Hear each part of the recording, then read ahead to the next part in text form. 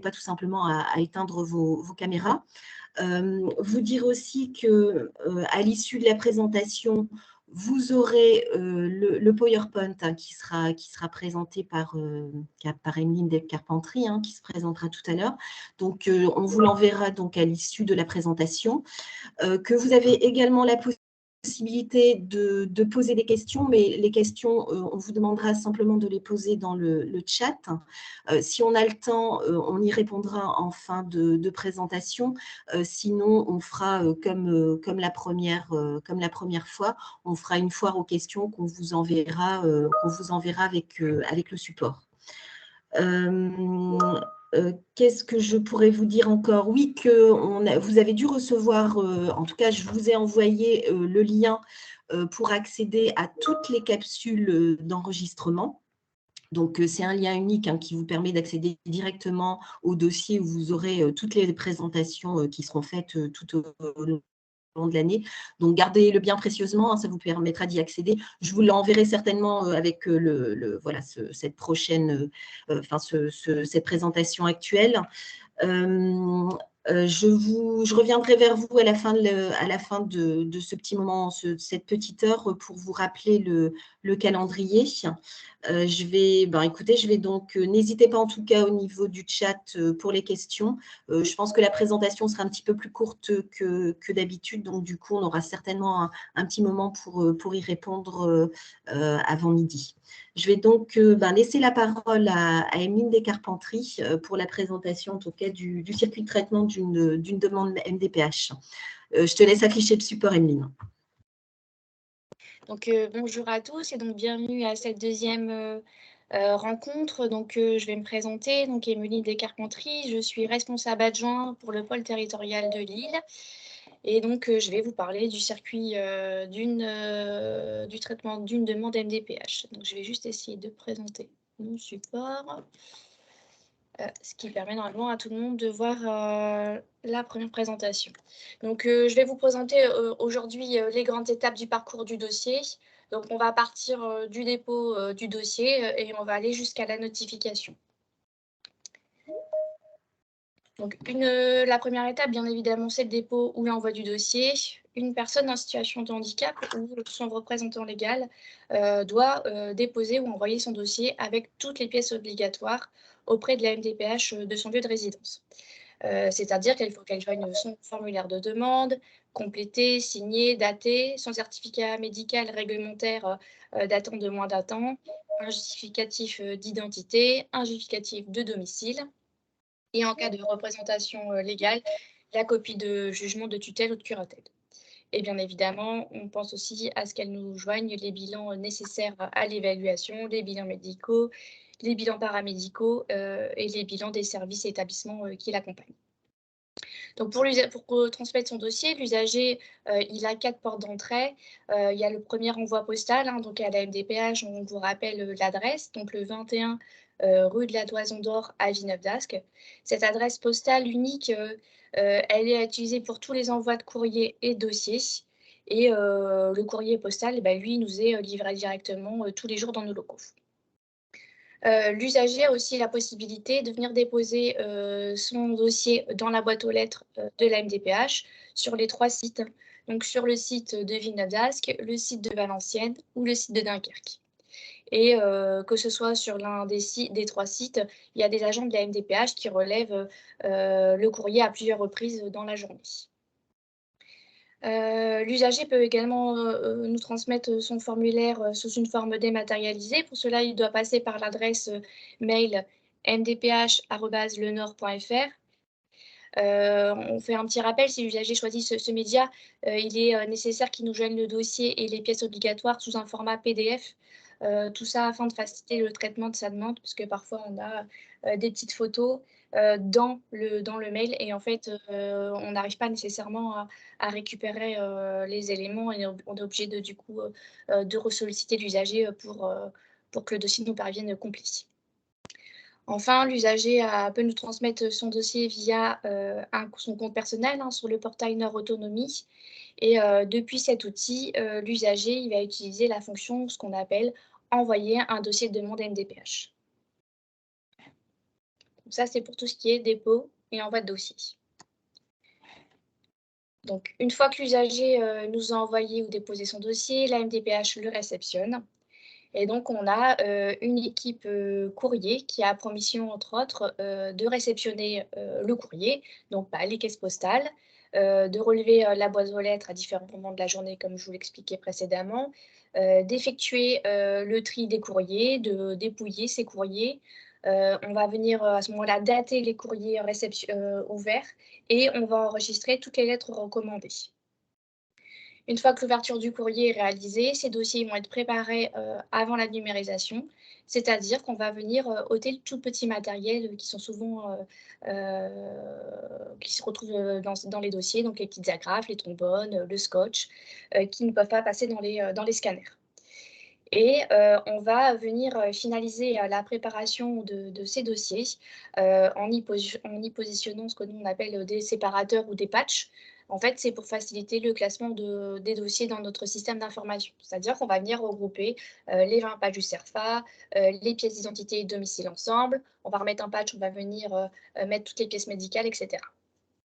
Donc ça, c'est tout les étapes nécessaires avant la numérisation. Une fois que le dossier il est passé entre les mains du service courrier, donc il va être numérisé. Et pour faciliter le traitement de demande, chaque dossier est numérisé. C'est-à-dire qu'aujourd'hui, ça permet aux différents professionnels qui vont intervenir dans le traitement de la demande de venir consulter simultanément les éléments présents dans le dossier. Cette numérisation, aujourd'hui, elle est confiée à une entreprise adaptée qui est Altereos, qui est située à Tourcoing. Ils viennent donc à la MDPH réceptionner les dossiers à numériser. Ils vont les numériser et ils vont venir directement les indexer dans notre gestion électronique des données. En fait, ce qu'on pourrait appeler plus simplement notre armoire numérique. Une fois que le dossier est numérisé, il va être pris en charge par le service analyse et enregistrement des demandes. Et ce service, il va être en charge de vérifier que toutes les pièces obligatoires sont présentes dans la demande. Donc, soit le dossier est incomplet, et donc là, je vous invite à vous référer à la colonne de droite. La MDPH, dans ce cas-là, elle va envoyer un courrier à l'usager pour lui signaler. Dans ce courrier, on va lui indiquer les pièces manquantes qu'il doit nous envoyer dans un délai de 2 mois maximum. Lorsque ce dossier est toujours incomplet, ce qu'il faut savoir, c'est que le délai de traitement, du coup, il est rallongé de plusieurs jours, de plusieurs semaines, et que le dossier il sera déclaré complet uniquement lorsque la MDPH aura réceptionné tous les documents demandés. Sur l'autre colonne, donc la colonne de gauche, vous retrouvez le schéma de lorsque le dossier nous arrive complet. L'usager, dans ce cas-là, il va recevoir un accusé de réception par courrier qui lui indique la date à laquelle on a enregistré sa demande.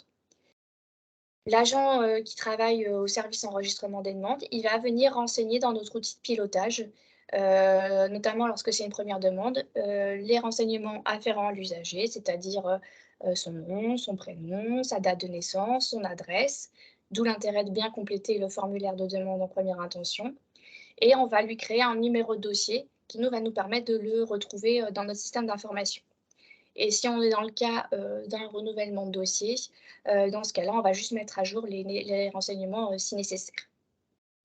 Et ce même agent qui va du coup créer administrativement le dossier, il va analyser les demandes formulées par l'usager et il va envoyer du coup ce dossier dans notre file d'attente des dossiers à évaluer. Ce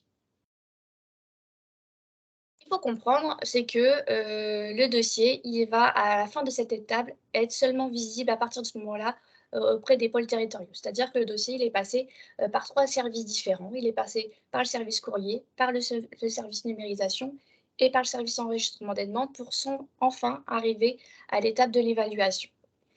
Ces dossiers qui sont en attente d'évaluation, ils sont classés dans notre outil de pilotage, donc par pôle territorial, par ancienneté, par dominante, donc ce qu'on appelle des dominantes, c'est-à-dire les dossiers enfants d'un côté, les dossiers adultes, et après on va avoir des sous-dominantes, la PCH, l'OMS, la RQTH, etc., pour nous pouvoir retrouver les dossiers évalués et afin qu'on puisse les orienter sur l'équipe pluridisciplinaire la plus compétente pour évaluer la demande.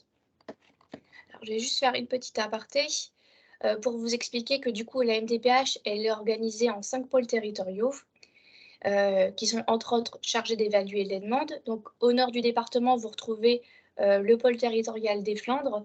En descendant, vous retrouvez sur le site de Vinadasque le pôle territorial de Roubaix-Tourcoing et le pôle territorial de Lille. Et au sud du département, vous allez retrouver le pôle territorial de Douai-Cambrai et le pôle territorial de Valenciennes-Aven. Ça, c'était la petite aparté sur la constitution des 5 pôles territoriaux. Et dans ces pôles, les équipes, elles se composent à chaque fois de la même façon. Donc, vous allez retrouver un responsable de pôle territorial, un responsable adjoint et une assistante de pôle. Vous y retrouvez ensuite, tout en bas de cette petite loupe, nos chargés de relations à l'usager, qui donc, eux, sont en charge de la réponse à apporter à l'usager, que ce soit une réponse par mail ou une réponse téléphonique, et qui sont aussi en charge de s'occuper des rendez-vous dits individualisés. Et enfin, au sein de cette équipe, vous retrouvez ce qu'on appelle d'un côté les référents dossiers et de l'autre les plateaux techniques qui, en fait, composent nos équipes pluridisciplinaires. Équipes pluridisciplinaires qui, eux, vont évaluer les demandes. Donc là, je vous ai repris un peu les grandes missions du référent dossier et du plateau technique. Donc lui, le référent dossier, il va avoir pour mission la gestion des dossiers de demande, de compensation, donc de la recevabilité, à partir du moment où l'enregistrement a validé le dossier comme complet, jusqu'à la décision quand on va pouvoir le notifier. Ce référent dossier, il va venir animer ces équipes pluridisciplinaires et il va participer à la co-évaluation des demandes. Lors de l'évaluation, il va venir encoder les notifications dans notre système d'information et il va gérer son portefeuille de dossiers. Et ce référent dossier à la MDPH, il peut avoir des activités complémentaires, hein, puisqu'on ne fait pas uniquement d'évaluation. Il va aussi animer, par exemple, la CDAPH, gérer les contentieux, etc. De l'autre côté, vous avez les plateaux techniques qui sont en fait nos évaluateurs qui ont des profils variés. Vous avez des infirmiers, des médecins, des assistants de service social, des ergothérapeutes et des enseignants spécialisés, qui, eux, vont être en charge de l'évaluation des demandes et de proposer les plans personnalisés de compensation ou les plans personnalisés de scolarisation. Ils vont venir aussi, du coup, encoder les évaluations, c'est-à-dire qu'on nous aussi, les évaluateurs doivent venir participer à la remontée statistique des dossiers de la CNSA sur les caractéristiques des personnes que nous accompagnons. Et au cours de cette évaluation, le plateau technique, son rôle, ça va être de recueillir et d'analyser les informations médicales et les informations médico-sociales pour proposer un plan personnalisé de compensation ou un plan personnalisé de scolarisation. Ces évaluateurs, ils assurent aussi donc des missions complémentaires comme la gestion de la réponse accompagnée pour tous, les visites à domicile, etc.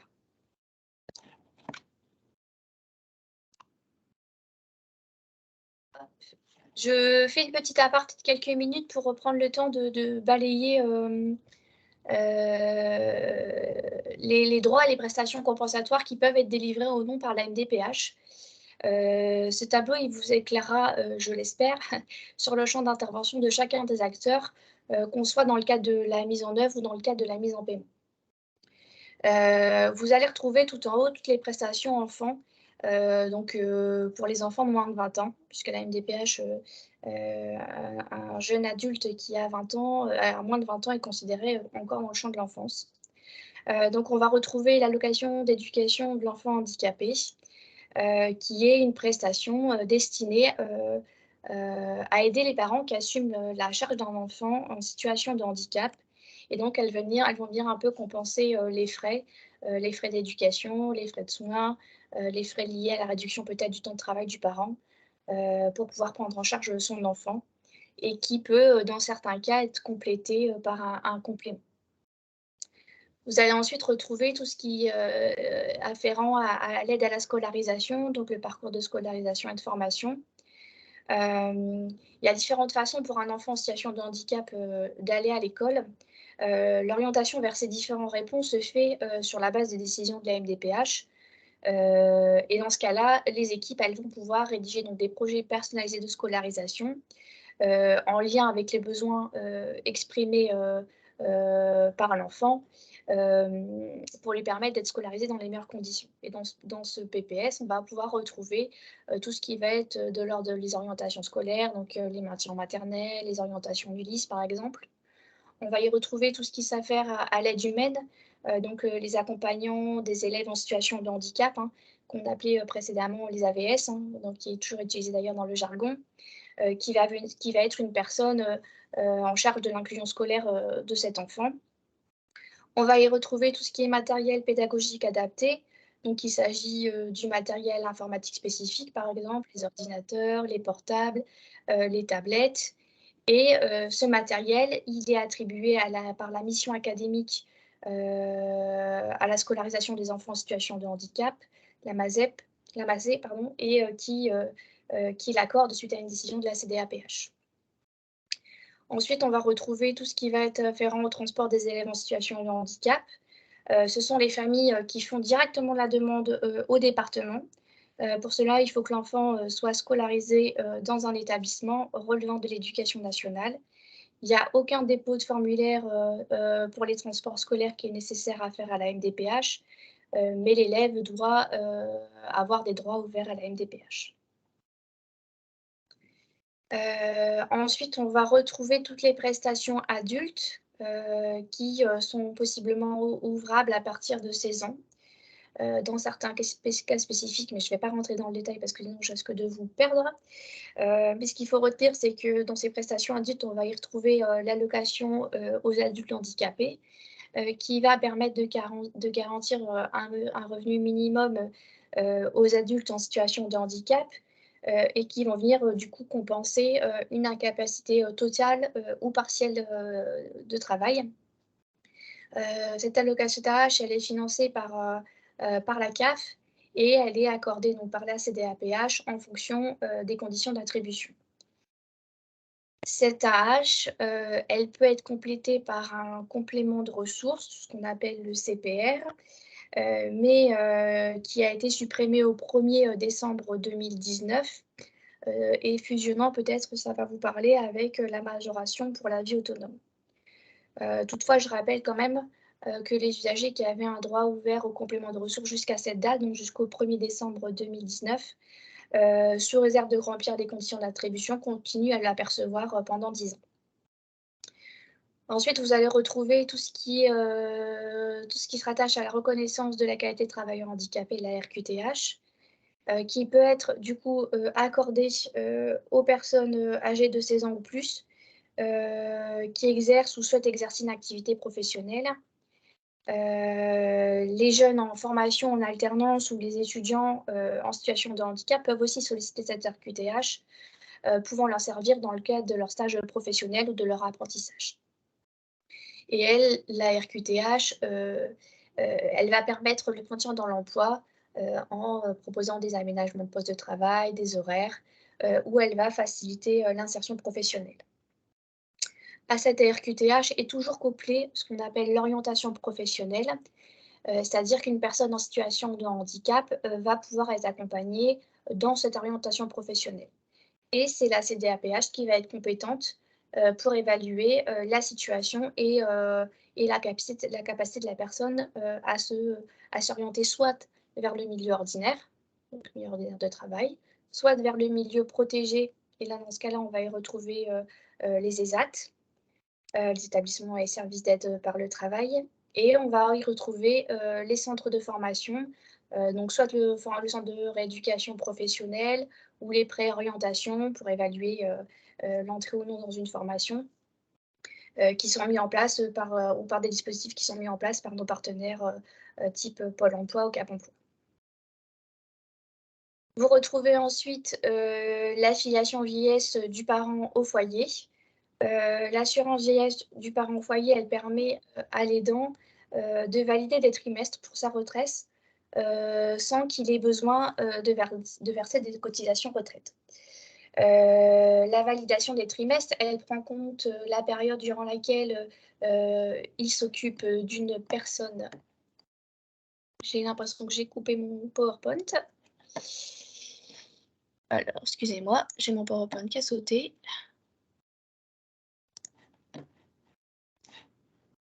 Hop, voilà. Excusez-moi, je ne sais pas ce qui s'est passé. Une petite coupure réseau. Donc, je parlais de l'affiliation vieillesse du parent au foyer.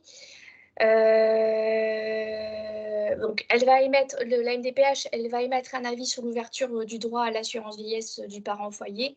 Et pour autant, ça va être à charge de la CAF de décider de cet accord à l'affiliation vieillesse. En fait, pour être plus simple dans cette précision, en fait, cet accord, elle est décidée par la CAF sous avis de la CDAPH. Et il est également possible, je ne l'ai pas précisé, pour les parents d'enfants de bénéficier de cette prestation. Ensuite, vous allez retrouver dans la dernière partie du tableau toutes les prestations qui sont communes entre les adultes et les enfants. Donc, vous allez retrouver tout ce qui est les orientations médico-sociales. Donc, ce sont les orientations vers un établissement ou un service médico-social, ce qui permet à l'usager d'être accompagné par des professionnels au quotidien grâce à cette orientation, soit vers un établissement d'accueil ou un service médico-social qui, lui, va pouvoir intervenir soit au domicile, soit à l'extérieur. Pour reprendre dans les grandes lignes les orientations pour les adultes, vous allez retrouver tout ce qui est foyer d'accueil médicalisé, les maisons d'accueil spécialisées, les foyers de vie, les foyers d'hébergement, les services d'accompagnement à la vie sociale et les services d'accompagnement médico-social pour adultes handicapés. Et de l'autre, dans tout ce qui est orientation médico-sociale, vous allez retrouver pour les enfants les orientations vers les instituts médico-éducatifs, les instituts d'éducation motrice, les instituts thérapeutiques d'éducation et de pédagogie, dits les DITEP, et les services d'éducation spéciale et de soins à domicile, les CESAD. Vous allez retrouver toutes les cartes mobilité et inclusion. Donc, elles ont pour but de faciliter les déplacements des personnes en situation de handicap. Et vous avez la CMI pour mention priorité ou invalidité qui va offrir une priorité dans les transports ou dans les files d'attente. Et la carte mobilité et inclusion mention stationnement qui permet d'utiliser les places réservées aux personnes en situation de handicap. Depuis 2017, la carte mobilité inclusion, elle remplace la carte de priorité, la carte d'invalidité et la carte européenne de stationnement. Enfin, une dernière prestation, la PCH, la prestation de compensation du handicap, qui elle est une prestation destinée à financer les besoins liés à la perte d'autonomie des personnes en situation de handicap. Son attribution, elle est personnalisée, c'est-à-dire qu'on va venir, l'équipe d'évaluation, elle va venir définir les besoins de compensation à partir du projet de vie de la personne en situation de handicap, et elle va venir un peu compenser les surcoûts engendrés à son handicap. Donc, c'est-à-dire, par exemple, l'aide humaine, les aides techniques, les aménagements de logement, de véhicules, les heures de transport, les charges spécifiques et exceptionnelles et les aides animalières. Tout en bas de ce tableau, je vous ai également repris l'APA et l'aide sociale. L'APA, on aura l'occasion de le présenter lors du prochain 1 heure pour l'autonomie, mais tout ça pour dire qu'une personne qui est en situation de handicap après ses 60 ans peut venir se voir compenser son handicap grâce à l'APA. Et pour bénéficier, et on a bien un petit rappel, pour bénéficier des aides sociales à qui il faut s'adresser au CCAS, qui est financé et décidé par le département. Hop. Là, on va repartir sur l'évaluation de la demande. Et donc, comme je vous disais, c'est à partir de cette étape que le dossier va pouvoir être évalué.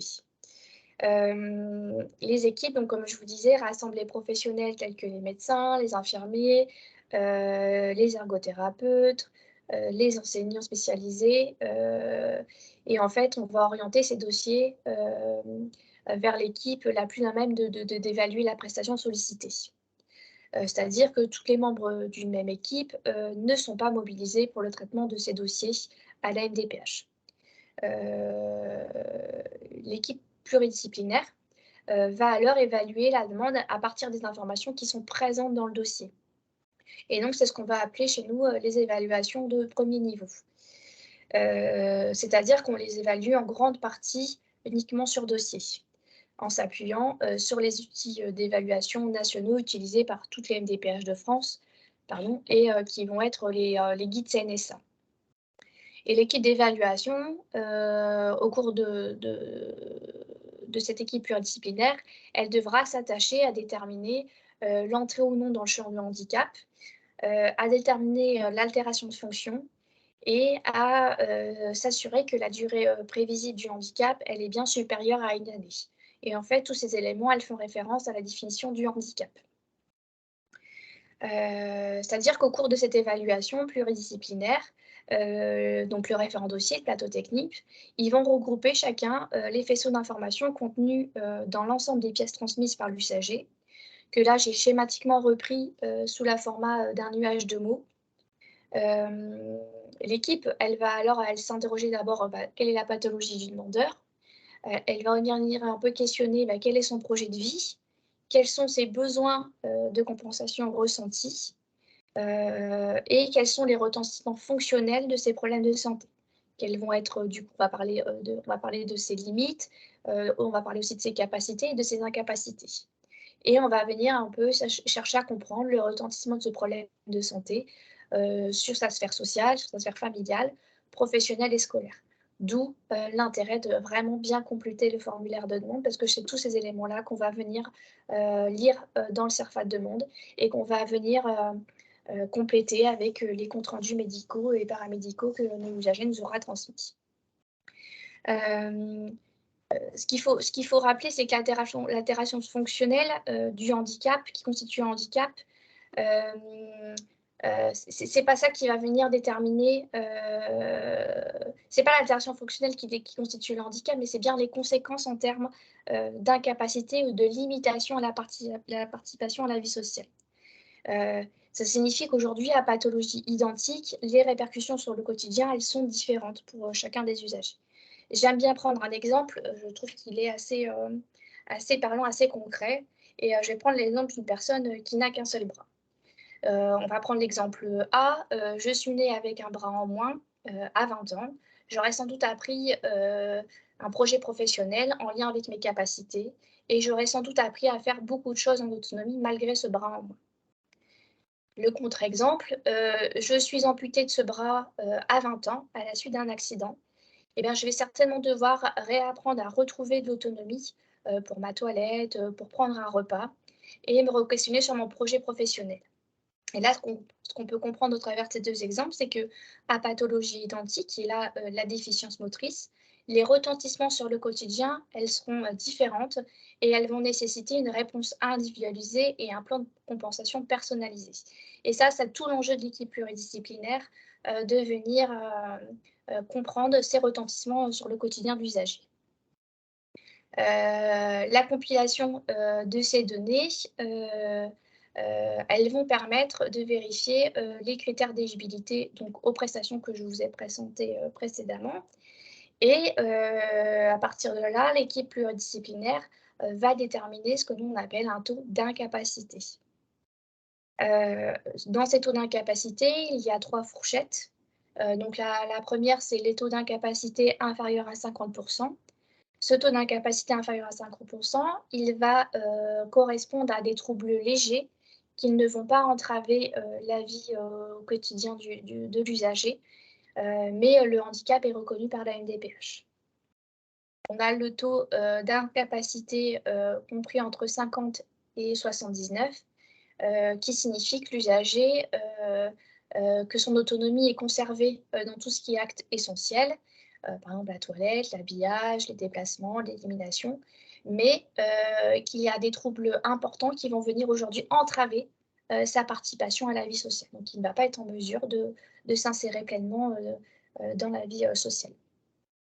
Et la troisième fourchette qui pourra possiblement être évaluée par l'équipe pluridisciplinaire, c'est le taux d'incapacité supérieur à 80%.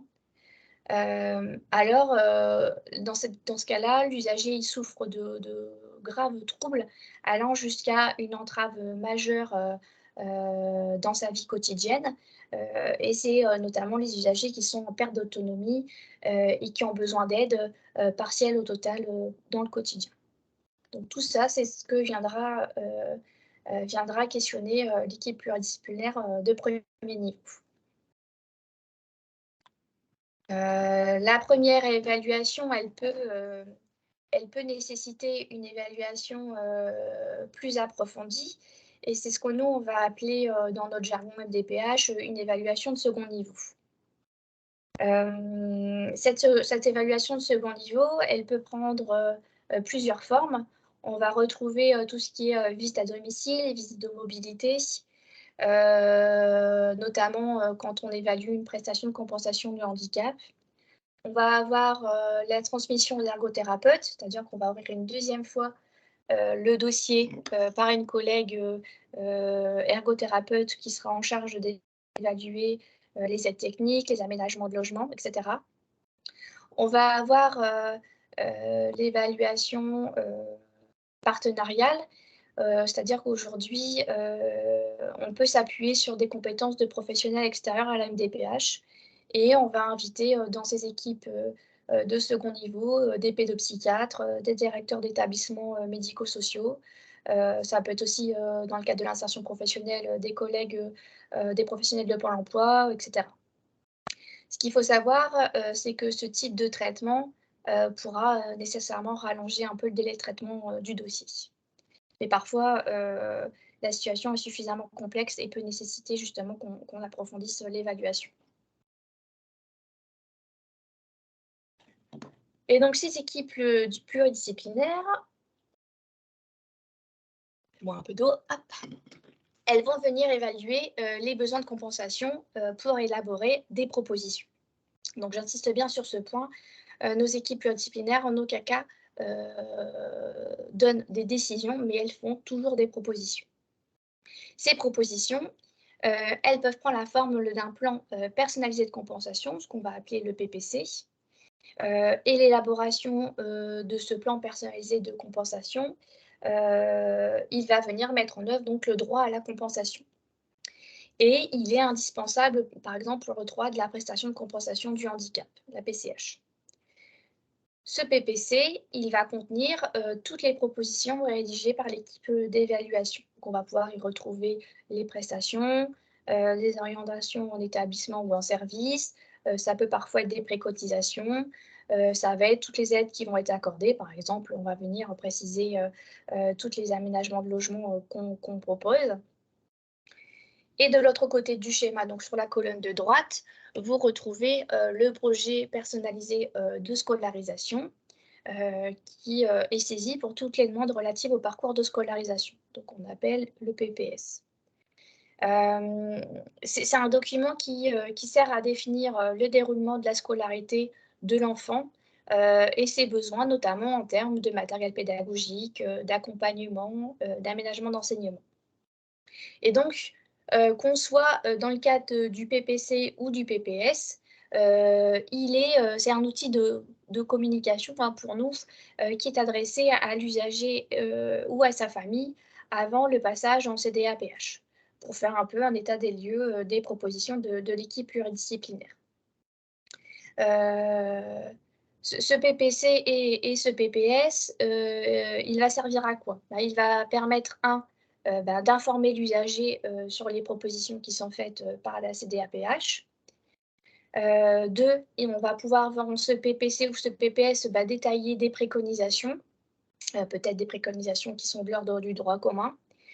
Et en troisième attention, ça va nous permettre aujourd'hui d'argumenter une proposition d'accord ou de refus d'une prestation qui serait sollicitée.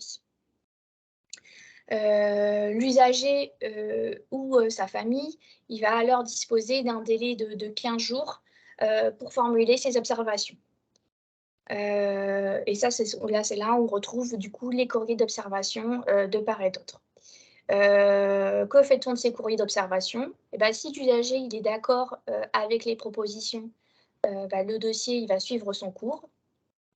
Et par contre, si l'usager est en désaccord avec les propositions, dans ce cas-là, le dossier est revu par la même équipe pluridisciplinaire qui a évalué le dossier en première intention.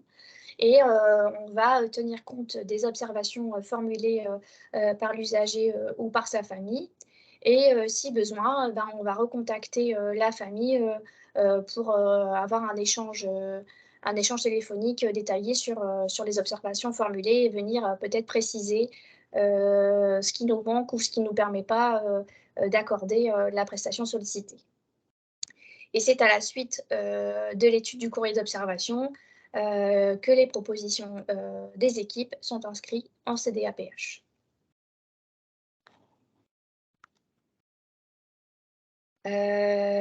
Donc, au sein de la MDPH, la commission des droits et de l'autonomie des personnes en situation de handicap, donc dite la CDAPH, et la commission qui va prendre toutes les décisions relatives à l'ensemble des droits de la personne en situation de handicap.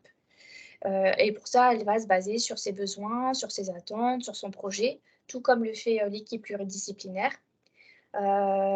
Et pour aider la CDAPH, elle va se baser sur l'évaluation réalisée par l'équipe pluridisciplinaire et sur le plan de compensation proposé.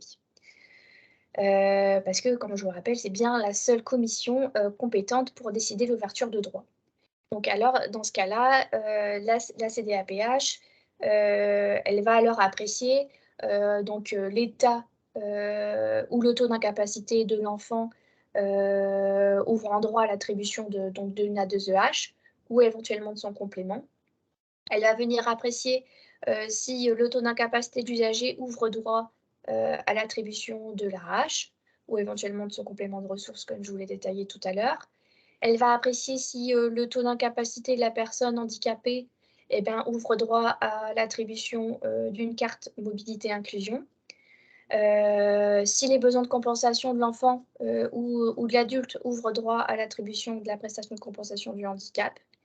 Et elle va reconnaître, s'il y a lieu, la qualité de travailleur handicapé et préciser l'orientation professionnelle afférente. Et donc tout ça, c'est ce que va pouvoir décider la CDAPH au cours de son évaluation. Une fois que la CDAPH a statué sur les demandes, l'AMDPH envoie à l'usager par courrier une notification de décision. Ce qu'il faut savoir, c'est que ces notifications de décision, elles sont pas, en fait, c'est pas nous qui l'envoyons, mais nous on fait partir nos courriers par l'imprimerie nationale. Ces notifications aujourd'hui, elles sont envoyées uniquement à l'usager et on va l'envoyer à l'adresse qu'il aura renseignée dans le formulaire de demande. Et notamment pour respecter le règlement général sur la protection des données, le RGPD, qui nous demande de communiquer uniquement avec l'usager ou son représentant légal. Ces notifications, elles sont également télétransmises aux organismes payeurs, donc à la CAF, à la MSA, au département. Généralement, l'usager justement s'interroge, est-ce qu'il doit forcément envoyer sa notification aux organismes payeurs? La réponse est non, puisque nous, on a un service qui nous permet de les télétransmettre.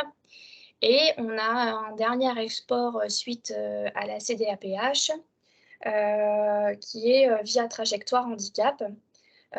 Aujourd'hui, on exporte toutes nos décisions portant sur les orientations médico-sociales. Après, chaque CDAPH aujourd'hui, et ça sert un peu aux établissements pour suivre les décisions d'orientation.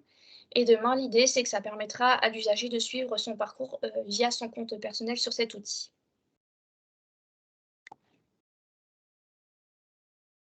Et alors, donc là, je vous ai présenté donc, le circuit du dossier MDPH jusqu'à la notification. J'ai rajouté quelques slides qui sont un peu hors circuit du traitement, mais qui peuvent, voilà, qui peuvent être sollicités lorsque l'usager n'est pas d'accord avec les décisions prises par la CDAPH.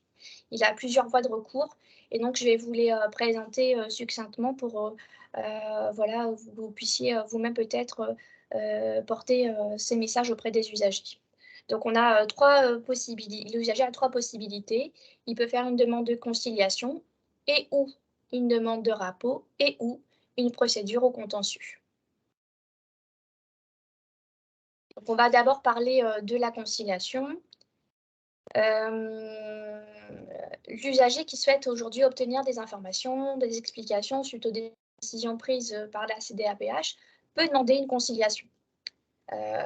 Pour cela, l'usager, il nous adresse par courrier, il nous adresse un courrier où il va venir nous préciser les prestations pour lesquelles il souhaite bénéficier d'une conciliation.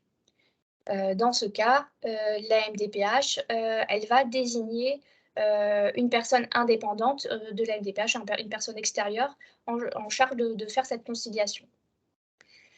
Cette personne extérieure à la MDPH, elle va proposer à l'usager un rendez-vous soit téléphonique ou soit une rencontre physique, ce qui va permettre à l'usager voilà, de venir un peu préciser ce qu'il souhaite contester. Et dans ce cas-là, le conciliateur, lui, il aura accès à une partie du dossier de l'usager, à l'exclusion des documents médicaux, hein. Lui, le conciliateur, du coup, pourra expliquer à l'usager les raisons qui ont motivé la décision. Le conciliateur, il va pouvoir aider l'usager à contester la décision. Donc, pour cela, il va envoyer un rapport à l'usager et un rapport de conciliation à la MDPH. Ce qu'il faut savoir, si le conciliateur propose à l'usager de contester sa décision, ce sera à charge à l'usager d'enclencher un recours administratif. Un recours administratif, puisque du coup, cette conciliation ne permettra pas à l'équipe pluridisciplinaire de se ressaisir des éléments, de restatuer sur la décision, mais cette conciliation pourra servir si l'usager souhaite formuler un recours administratif. Petite précision, comme je l'ai souligné dans la flèche en orange, la conciliation suspend le délai de recours administratif qui est en fait un recours qui doit se faire normalement dans les 2 mois. Mais le fait de faire une conciliation, ça suspend ce délai et du coup, l'usager a la possibilité de nous interpeller à la suite de cette conciliation. On arrive du coup au recours administratif préalable obligatoire.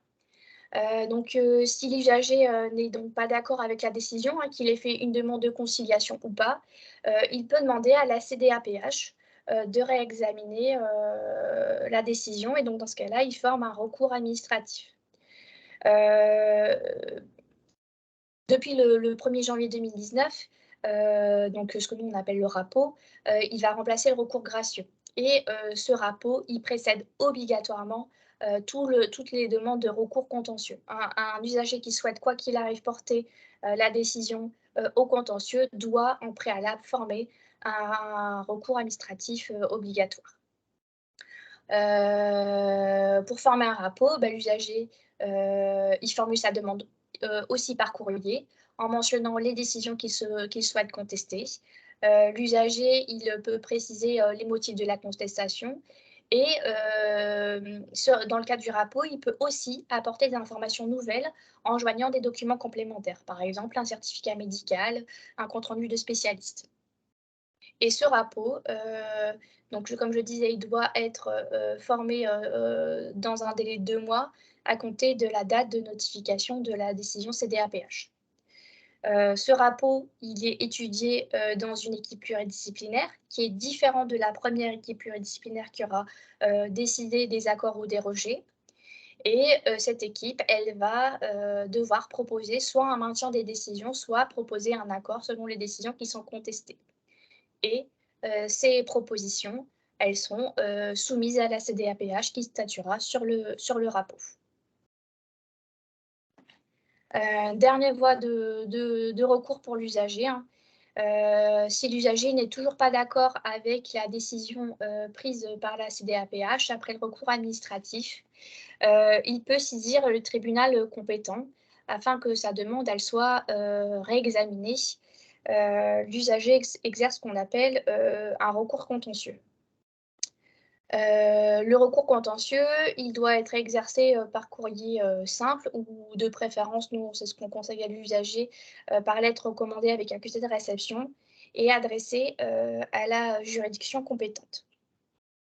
Alors, il y a deux possibilités, soit dans un délai maximal de 2 mois après réception de la décision prise par la CDAPH suite au rapport, ou alors dans un délai de 4 mois si la MDPH n'a pas été en mesure d'évaluer le rapport. Et dans ce cas-là, l'usager devra fournir au tribunal une copie de son accusé de réception de sa demande de rapport. Selon ce que l'usager souhaite contester, il ne peut pas s'adresser à la même juridiction. Donc, l'usager qui souhaite contester une décision portant sur tout ce qui est la PCH, la 2EH, les mesures relatives à la scolarisation de l'enfant handicapé, l'AH, le CPR, les orientations d'établissements et services médico-sociaux et l'assurance vieillesse des parents au foyer et la CMI.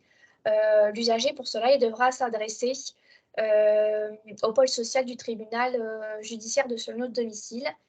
Donc, pour les résidents du pôle sur le territoire de Lille, c'est au tribunal de grande instance de Lille.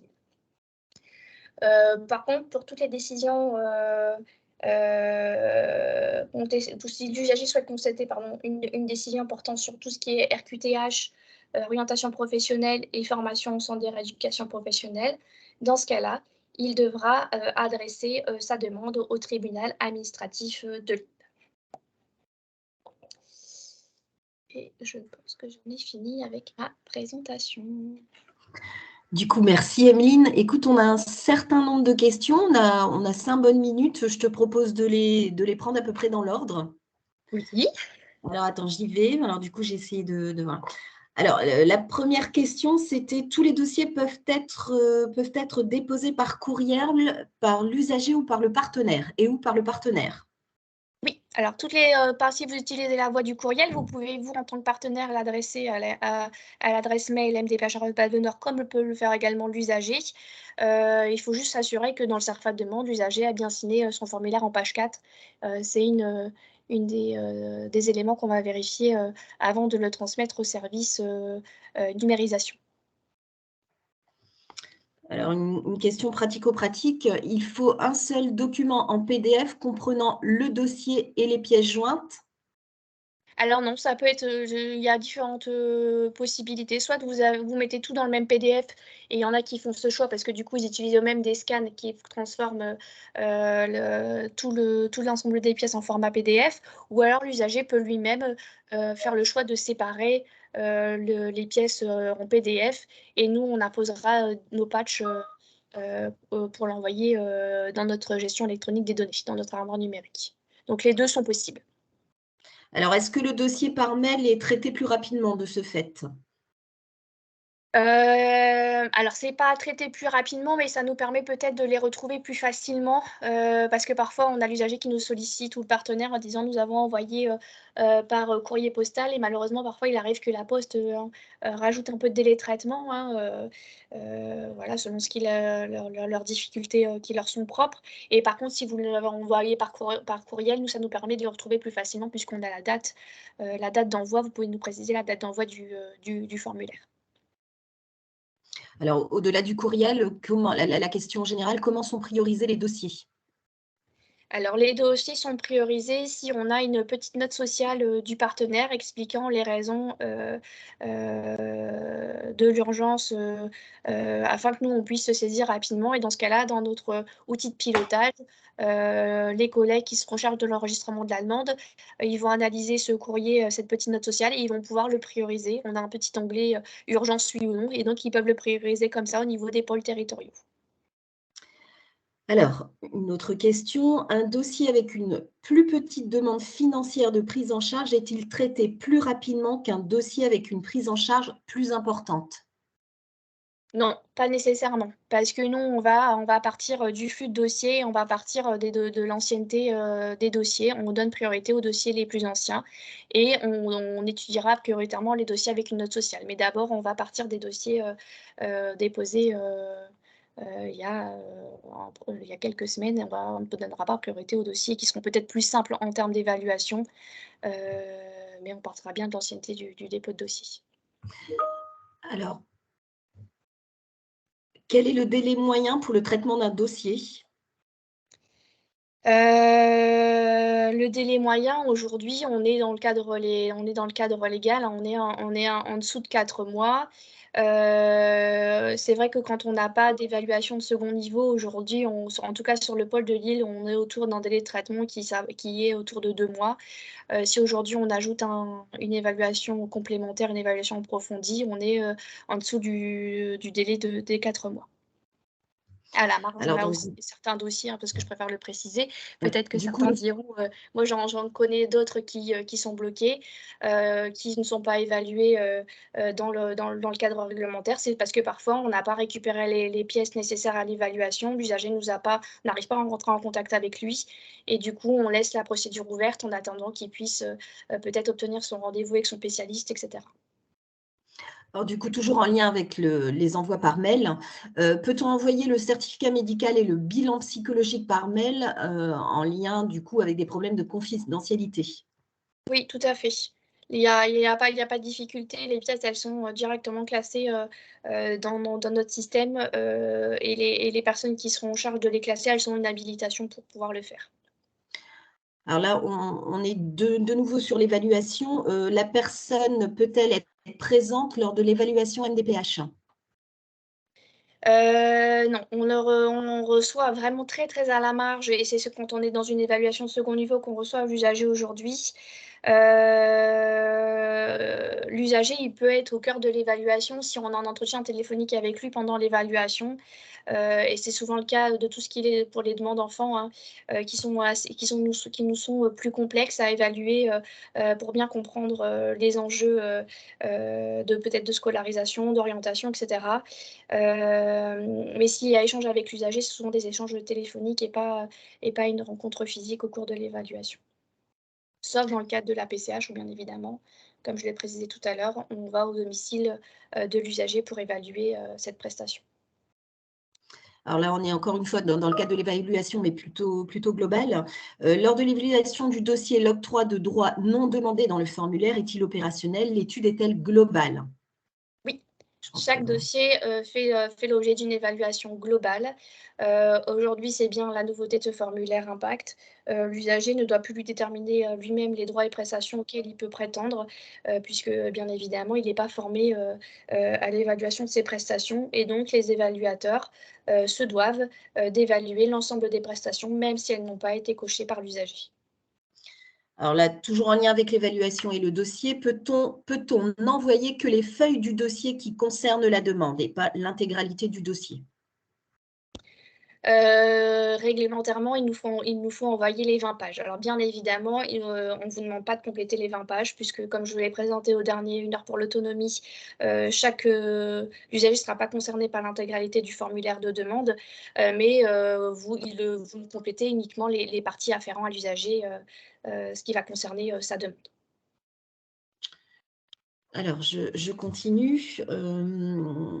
Alors, quelle est la différence entre la MDPH et la CDAPH? Je pense que tu y as répondu. La question était en tout début, tu as y répondu au fur et à mesure de ta présentation. Quelles sont les coordonnées du transport scolaire? Ça a été fait. Quelles sont les conditions d'accès aux prestations adultes pour plus de 16 ans? Le problème, c'est que là, il va me falloir, à mon avis, je Oui, apporterai les éléments de réponse dans c'est la possible. FAQ parce que du coup, ça va demander un peu trop de détails. Et comme je vois l'heure qui tourne, je n'aurai pas le Ouais. temps d'y répondre. Alors, je pense qu'en effet, là, on arrive à midi, hein. Je sais qu'il y a toujours beaucoup de questions et c'est donc l'objectif aussi de pouvoir les poser dans le chat. Ce qu'on va faire, comme pour la première présentation sur le dossier MDPH, c'est que Emeline et ses collègues vont passer un petit temps à essayer, enfin à répondre, même pas essayer, elles le font totalement à chaque fois, à répondre à vos questions. Et on le mettra donc sous la forme d'une foire aux questions qu'on vous enverra avec le support qui est assez exhaustif et qu'on a souhaité toujours construire de manière très pratico-pratique avec des tableaux, avec des adresses et des liens pour que vous puissiez vous en servir dans le cadre de vos missions. Alors, je vois que du coup, les questions arrivent. On vous y répondra.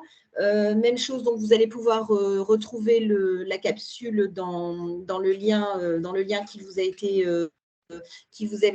a été envoyé.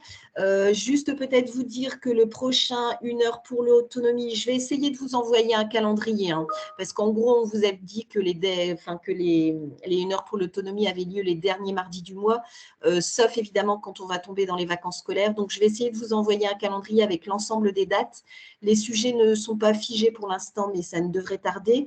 Donc, le prochain 1 heure pour l'autonomie aura lieu le mardi 26 avril, donc à 11 h, et on sera là sur le circuit d'une demande d'appât de l'instruction jusqu'à la notification.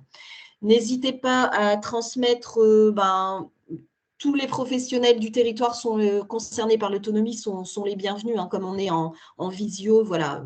On peut être un nombre assez conséquent de personnes à se connecter, donc n'hésitez pas à transmettre l'invitation. Écoutez, s'il n'y a plus de questions précises ou s'il n'y a pas d'intervention, je vais vous remercier en tout cas pour votre présence. Je vais remercier Emeline pour sa présentation. Et puis donc, on se retrouvera donc dans un mois. Et je vous souhaite un bon appétit. Peut-être une dernière petite chose. N'hésitez pas, vous participez au réseau, aux 1 heure pour l'autonomie. N'hésitez pas à nous faire remonter aussi vos besoins, vos sujets, vos observations sur ce temps d'information. Elles sont bien évidemment les bienvenues. Bien, écoutez, je vous souhaite une bonne journée. Bonne journée à tous. Bonne journée.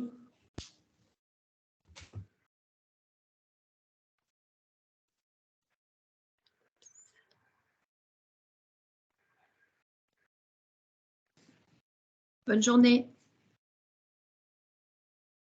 Bonne journée.